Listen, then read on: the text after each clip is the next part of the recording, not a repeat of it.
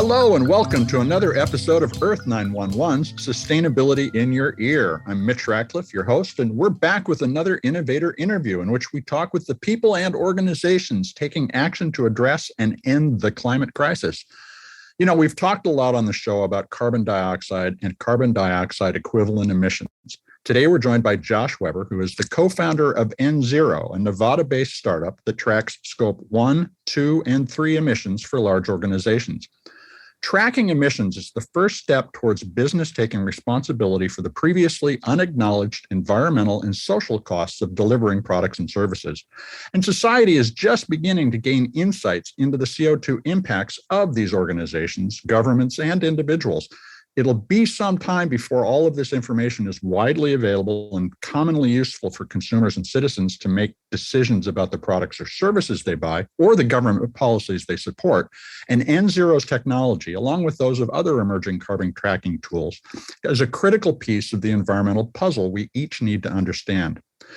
How much do we need to understand it? Well, let's look at some numbers.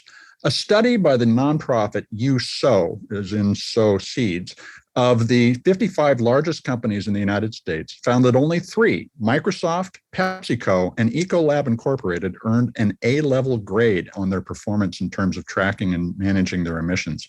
Google and Apple received B and B- grades respectively, and most of the rest, 84% of the companies, are basically flunking out of the race to head off climate change. Carbon tracking is mostly restricted to Scope 1 and 2 emissions today, the direct and indirect emissions associated with the power used by a company.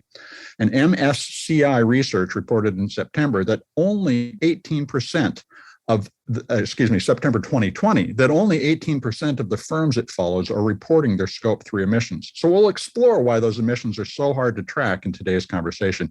You can learn more about nZero at nzero.com. There's no space, no dash, no nothing, just nzero.com. Welcome to the show, Josh. How are you today? Good. Thanks for having me on. Well, it's a pleasure to have you here, especially from London. You're calling in. It's early in the morning where I am and in the afternoon where you are. I hope you're up for this. Look, greenhouse gas emissions are increasingly prominent features in the sustainability discussion. Let me start off with a broader question. That is, how do you think that government and business is doing in general in terms of thinking about this problem and beginning to measure it? You know, it's a difficult question because government and business are pretty large categories. Yes, they are. So and also how are they doing? You know, you've got the A through F sort of ranking that you mentioned earlier, but it's much more complicated than that. So I think that, at risk of sounding like I'm equivocating, I'm not. I think that we're doing better than we were, but not nearly as well as we need to do. And, you know, that varies again by sector, by government, by company, by individual company. Well, let me ask this, because this is really what it often comes down to. Is it profitable or money saving to understand your emissions comprehensively? You asked lots of hard questions on this podcast. So again, we're trying to get to the actual solutions here instead of just talking about it. Exactly. Look, by the way, we don't have to do it on this show. We'll get as far as we can go, right? It's a long path, and we're all in it together. But you know, if we step back and look at it from a zoomed out macro level, there's no question that unless we get a hold of our emissions, it's going to be far more costly for all of us, right? So in a big picture, it is always cost saving to save the planet because it's, you know, as they say, the one we've got. On the other hand, if we look at every micro decision, either from a consumer's perspective or from, you know, a company that's a market participant in the economy today, until such a time as the externalities, the cost of carbon is accurately priced, then no, it's not generally going to be a way to earn money, right? It's not you're going to spend more in the short term reducing carbon than you're going to make in the short term. But again, it's a long-term look, right? It's of course cost effective in the long term to all of us. You know, a way that we look at it at nZero, rather than telling people that we're going to save you money by helping you to cut your carbon emissions, we'll say, yes, you will save some money, right? You lower your electric usage, you will in fact lower your electric bill. Mhm. However, what we're really focused on and what we find our companies are focused on is producing the maximal impact for the money that you invest in reducing GHGs. In other words, we say, you know what, we're going to invest in doing the right thing. And the question then is, how do we get the highest carbon ROI, right? The most reduction for the dollar that we're going to invest. So let's step back now to the broader question of what is a scope 1, scope 2, or scope 3 emission, and why in particular is scope 3 so hard to measure? Great question. I always try to caveat that I'm not trying to oversimplify when I answer this question. But it is difficult for people sometimes, if they're not in the business and in the industry and thinking about it every day, to wrap their heads around the difference between these scopes. So put the most simply I can, I like to tell people that scope 1 is what you burn or what you emit. Mm-hmm. Scope 2 is what you directly induce somebody else to emit on your behalf. Scope 3 is emissions that you buy or sell. So to unpack those, scope 1, I turn on the burner at home tonight to cook, right? I burn gas. That's scope 1. You did it. I did it. And, if I'm a company, who knows what it is? I turn on the gas boiler or, whatever it is. I run a diesel engine. I did it. Scope 2, the other way to think about scope 2, obviously, is electricity, right? Because that makes up the overwhelming majority of scope 2. But if I flip on a light switch, at that instant, someone somewhere turns up a generator to meet the demand that I forced on the system. So that's scope 2. So what I directly induced by flipping on a switch. Mm-hmm. Scope 3, on the other hand, again, if I buy an airline ticket, I'm purchasing a service, travel, transportation. Somebody is going to emit a bunch of carbon to make that happen for me. Right. So I bought that emission in a product or service that I purchased. Likewise, downstream, if I'm a company and I'm selling a product and there are emissions associated downstream with the use of my product, well, that's scope 3 to me as well. So I purchase it, I sell it, that's scope 3. So scope 3 is basically everything else, which makes it awfully hard to quantify since everything else is a lot. Now, your platform, it's called Ledger 8760, which is the number of hours in a year. And you changed your name from Ledger 8760 to nZero recently. But your platform reports the emissions on an hourly basis. How do you capture those scope 3 emissions? Are you placing meters and digital tracking devices all over the place? Or is this information something that you could extrapolate from power usage or mileage records?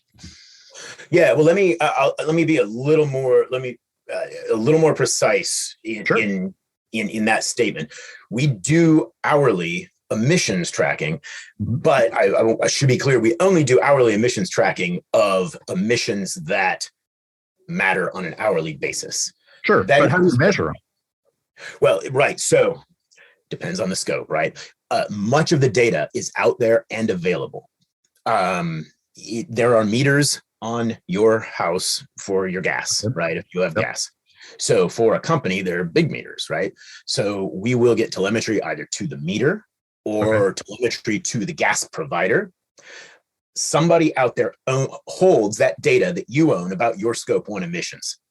So we create a link to whoever is holding that data on your behalf, again, be it your meter or be it your company, the person you're buying from, and we automate the intake of that data into our system. On the electric front, it's the same thing, right? Scope 2, we hook into meters if there are meters available. If it's a building management system, we can hook into a building management system.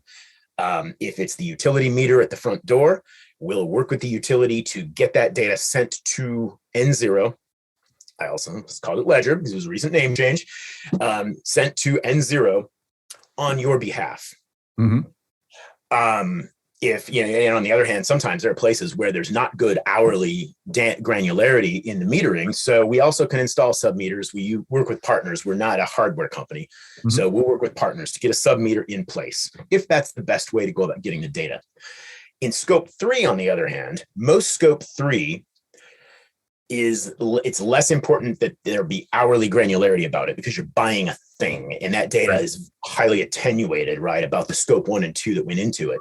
But your scope 3 is somebody else's scope 1 and scope 2. Probably a lot of people's scope 1 and scope 2 up the value chain from you, or again, down the value chain from you. So when we are looking for scope 3 data, depending on the type, we will, if possible, go to your supplier. That's best case scenario. And that's something that I think is the best way to do it, the future, what we need to get to, where I can go to your supplier and say, all right, what's your scope 1 and scope 2? So I can calculate the carbon, burden really of the product that I bought from you. On the other hand, we may not be able to get that data. And so in that case, you turn to using averages. And we don't like to use averages when we can avoid it. When we do use averages, we want to use the best ones. And there are many scope 3 libraries that have been built by people who are working really hard to do the science to say, what is the average carbon content of this plane ride, right? What is the average carbon content of that square meter of concrete?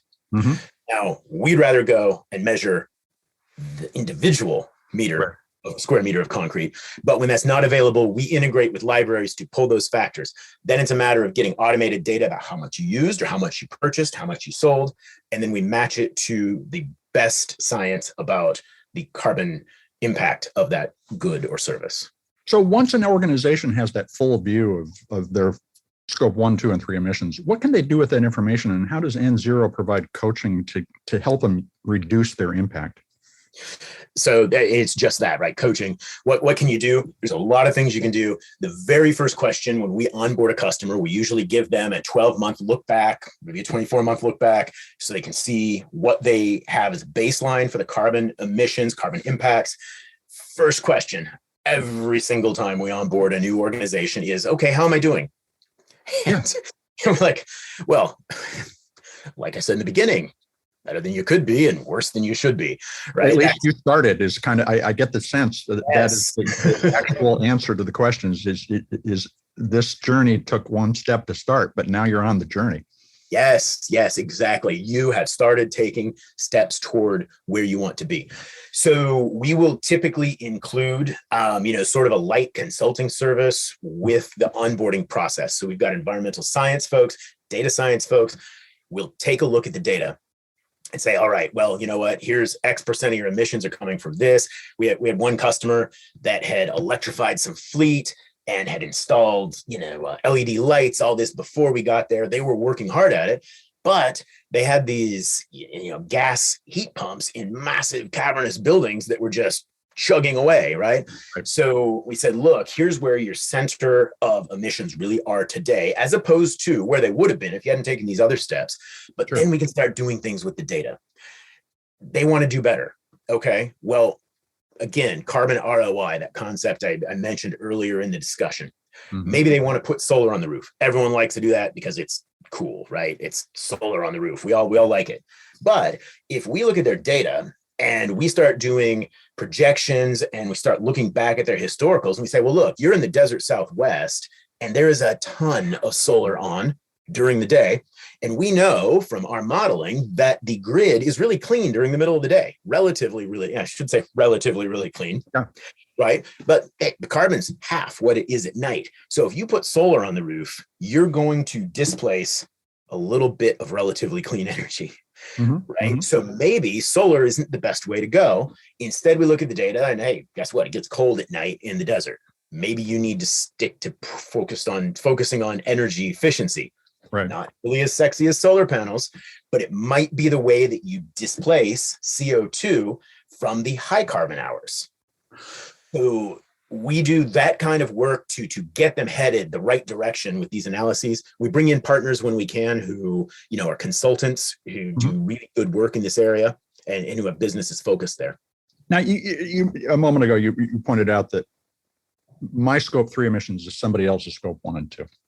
And your example a moment ago of the source of the energy in the Southwest is a good one. I live in the Northwest where we are almost all hydro and wind and solar now. And so I know that 98% of my electricity that I'm using is renewable. Yep. But can you, when you're looking at the infrastructure and extrapolating from knowing other organizations, scope 1 and 2, say, when you plug in your copy machine, this is the kind of energy you're using? Do we have that kind of insight, and do we need to start sharing scope 1 and 2 information rather than treating it as confidential information so that everybody has better access to carbon insights? Yes, yes, and yes. Okay. All the long answers I gave you before. There's a good short, 3 short ones. No, you're absolutely correct. So as you know, GHG, greenhouse gas protocol, permits 2 kinds of reporting on electric, and we'll start with electric, but it gets to scope 3. It can be market-based, it can be locational. We will follow either one, because if I have a power purchase agreement, let's say I'm a large company, I'm buying power from a specific person or a specific plant. Mm-hmm. We will track to the actual plants that are dispatched to meet your need on an hourly basis. Okay. So if it is a solar plant dispatched, well, that's near zero carbon, right? On the other hand, if it's a gas plant that's being dispatched, and again, we're tracing the financial responsibility. Sure. When I flip that switch, who financially is responsible for turning up a generator to meet my need? So we love it when we can do market-based reporting. On the other hand, we also model the entire North American grid, and we also model Europe to understand in each location what the carbon content is of the grid on an hourly basis. Right. Now, the basics for starting that modeling are public, because every utility and every balancing area, right, every region is required to report what fuels were burned every single hour. Then we can go back to the EPA databases and we start cleaning up that data.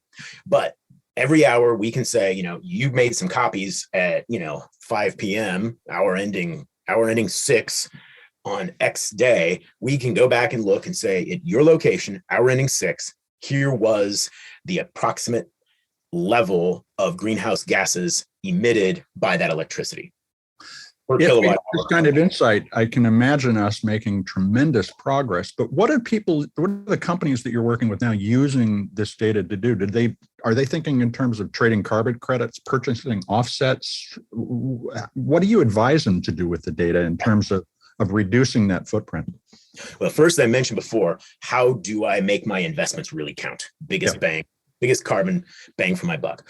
On the other hand, you can't get there today without offsets. I mean, again, looking at scope 3 is massive, way more than my personal emissions from scope 1 and scope 2.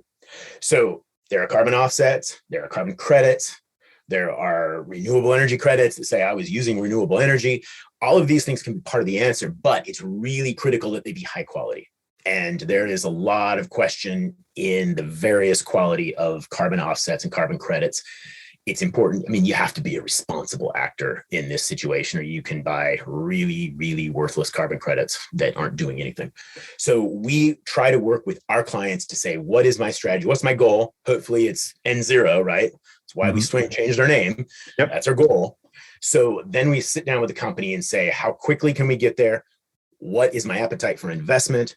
And what are the strategies? It's going to be in all of the above, right? It's going to be some kind of offsets, most likely. It's going to be efficiency. It's going to be installing better resources, making choices about what you're willing to pay for the things that you buy.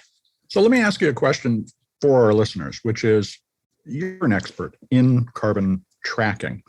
How do you assess the claims being made by various companies about their carbon emissions and their environmental impact generally? What do you look for in the reporting to say, oh, they're serious, as compared to that's window dressing? I wish that there wasn't so much window dressing, because there's a lot, right? But when I'm looking, the first thing that I want to see is, are they being complete? You have some petrochemical companies out there, big oil, right? Some who are reporting scope 1 and scope 2. Well, guess what? They're selling gasoline. Scope 3 is overwhelmingly their source of emissions. So if they're not reporting scope 1, 2, and 3, then you have to say, well, and again, I don't want to ascribe good or bad motives to anybody I don't know and don't have data about, right, on a podcast. So I'm not going to say what their motive is, but if they're not reporting scope 3, they're not trying as hard to do this as they need to do. Okay. The second piece, and I probably should say that a little stronger, but I was being diplomatic at the moment. Second piece, what kind of scope 3 are they doing? If they're getting to scope 3, that's a good sign. We are so thrilled when our customers are like, all right, let's tackle scope 3. Mm-hmm. Hard because it's all data from somebody else that we're trying to wrangle, but also doing a full life assessment. So, I mean, it's very rare, I think, at least in my experience in the US. In Europe, there's more and more pressure from regulators, from stakeholders, from environmental groups to say full life matters. And in full life, just in case it's helpful to define that, it's easy enough to say I got a taxi ride, that scope 3, I can figure out how much gasoline was burned. That's scope 3 gasoline, right? But that taxi I rode in, there was a tremendous amount of carbon that was emitted in the creation and manufacturing of that taxi. Right. So full life is not just the tailpipe. Yeah, you have to amortize that embodied carbon across all the transactions using the taxi plus the fuel. It is immensely complicated. But we've got to be trying in all the best databases where we can't do the actual, look at upstream 1 and 2. The better databases are all starting to say, let's understand full life scope 3 emissions when we do a factor to, and we're doing our reporting. So a few minutes ago, you mentioned the idea of putting a price on carbon. And clearly that's an important lever for us to use to create the incentives and the pressure to start to make these changes in the way we make and use stuff. What do you see in terms of insights that you've developed that can help us overcome the political resistance to pricing carbon? Are there business, financial, or emotional levers we can start to pull, both with the public and with organizations? Yeah, well, I mean, honestly, scope 3 is sort of one of the tickets. If I'm thinking about scope 3, then I understand my place in this system. Because yes, that bad big oil company, right? They are selling gasoline. And we need to do something about that. But guess who's burning it? Well, and if they actually its full life cycle footprint, we would be horrified. And it would be very difficult to go buy that gallon of gas. But So helping individuals to understanding scope 3 helps us to see our place, because the biggest movement, and this is both encouraging and also fundamentally discouraging, right? We have some movement from the federal government now. The SEC just came out with rules. I'm very happy to say Ledger 8760 nZero is, we think, prominently in the rulemaking. Really excited about that. But the government is going slow. We have carbon tax fully implemented in California, and you can argue all day long about how effective it is or isn't. But otherwise we don't, right? So that's discouraging. But what's encouraging is so many companies and individuals are trying to price carbon today without a government agency telling them you have to do this today, right now. And the reason they're doing it, let's be honest, companies are there to make money. It's the economy. The reason they're doing it is because their customers demand it. Investors are beginning to demand it. Their boards of directors are demanding it. So, we need the public sector answer, we need the private sector answer, but we, as the people who are burning the gasoline in our cars, who are shopping for things and living in houses, and we are, we, the people, have to be driving the change. And that's that to me is difficult, but also fundamentally hopeful. Well, and it seems to me that putting a price on carbon is the way for us to each own the responsibility. But for instance, because of the war in Ukraine, we're seeing some states lift their gas tax in order to make it less expensive to drive, and that, of course, gives everybody a pass for a period of time. Looking past these political issues, do you see any technical barriers to pricing carbon efficiently at this time? And what are they? How would we solve them if there are? It's mass data, right? To price carbon efficiently, in a perfect world, if we knew the scope 1 and scope 2 of every actor in the economy, boy, we'd have a great data set and we'd know. So, that's part of our mission as nZero is to start bringing data so that people can really understand the cost and the impacts and make the right decisions with that full impact with the full cost in mind. But that's the biggest, I think that's the biggest single challenge is you want to implement pricing for carbon. Everybody's going to fight about the numbers. Sure. And that's going to give you, I mean, even you've already got political opposition, obviously, but when nobody can even agree on the numbers, now you've got a real mess if you're trying to determine, figure out what the real cost is. Well, and when we talk about the numbers, I think the biggest problem we suffer, and this is not just a corporate issue, it's also a government issue, is this notion everything's confidential. That if somehow you were to share your scope 1 and 2 emissions, not just your scope 3 emissions, that you would be giving away information that could hurt your business. And that seems to be one of the huge cultural blocks that we have to overcome. Is scope 3 emissions reporting competitive and confidential information that really gives you an advantage, or would it be better for it to be out there so that all of us can start to reduce our collective impact so we don't destroy the economy, so all these businesses stay profitable? There you go, looking at the big picture. That's the right way to look at it. We need to be able to understand in this, going back to your earlier question, I probably got a bit carried away. How do we judge a company? Well, how well are they? What information are they giving about their scope 1, 2, and 3?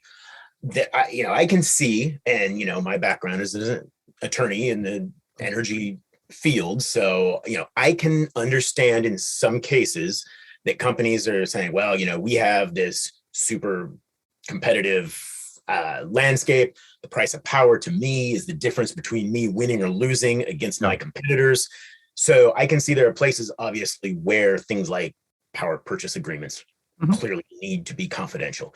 But understanding the impact and the carbon impact, that's a different story. And the more information we have about that, the more progress we can make. I'll point to the city of Reno, one of our public customers who has been very public about what they're doing with us.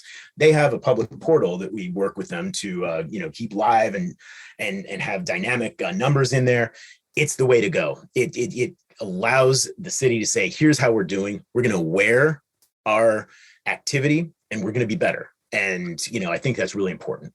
So, one of the things on your site, it's pretty basic, your site, and it would be great to see links to, for instance, Reno's reporting so that nZero becomes a conduit to people being able to understand more. How can listeners on the show follow along with what nZero is doing? How do you keep track of nZero? Well, we love to have followers on LinkedIn, all the social media sites. You mentioned the website before. It's growing. I promise it's growing. We have a lot more information coming on.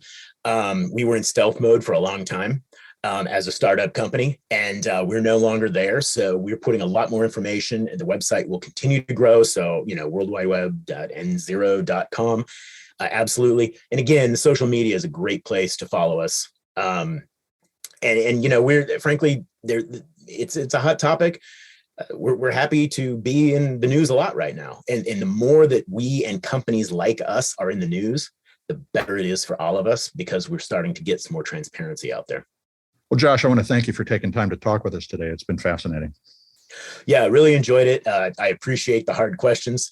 Really, and of course, really appreciate the work you're doing here on your show.